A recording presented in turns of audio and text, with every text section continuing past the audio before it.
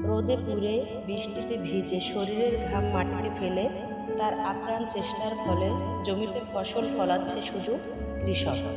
এত কষ্ট করার পরও কাজের মাঝে তার মুখে ফুটে থাকে এক টুকরো হাসি। একজন কৃষক এত কষ্ট করে জমিতে চাষাবাদ করে যাচ্ছেন, কোনো মানুষ নিজের চোখে না দেখলে বিশ্বাস করতে পারবেন না। তিনি খুব ভোরে উঠে চাষের জমিতে কাজ করতে যান। কৃষকদের কঠোর পরিশ্রমের কারণেই আমরা আমাদের খাদ্য পাই।